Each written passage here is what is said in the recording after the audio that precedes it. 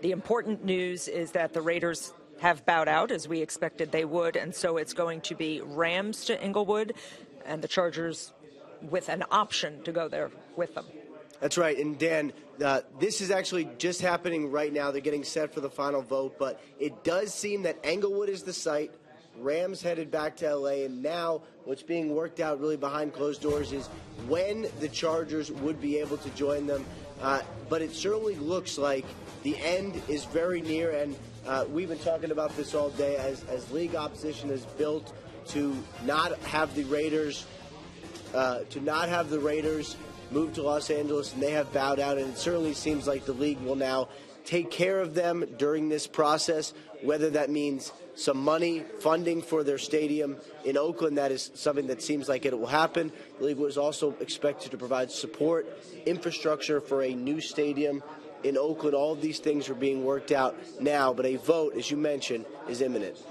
Okay, so what seems to be the holdup for the Chargers? Because there's no way they can go back and play a lame duck season in San Diego and then come up to L.A. later, right? Doesn't it seem logical that they would make this move right now? What are they trying to work out? What are the details that could be slowing this process down?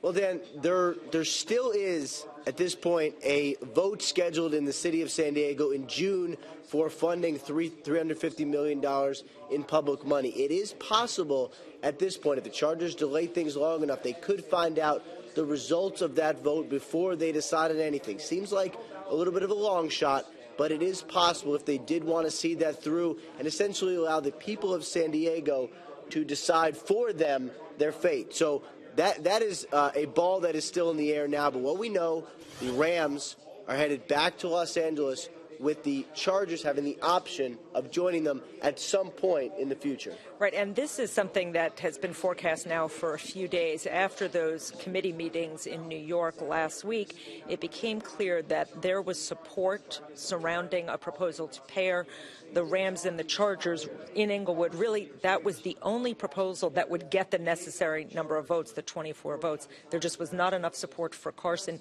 Even though the relocation committee recommended the Carson project, the broad ownership did not go along with that. That's obvious.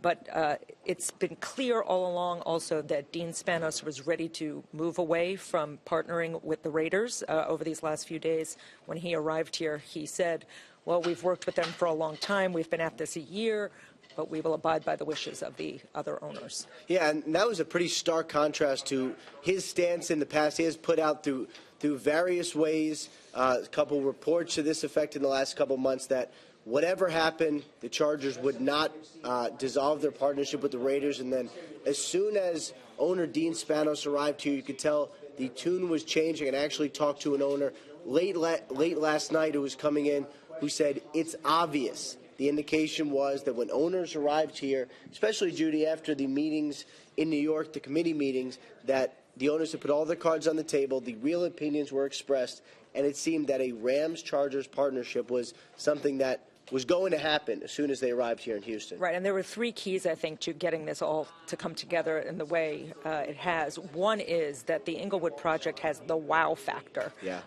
It is a wow kind of stadium, and there was certainly a sentiment among a number of owners that when the NFL goes back to Los Angeles, they need to have a wow factor. They need to go in with a bang.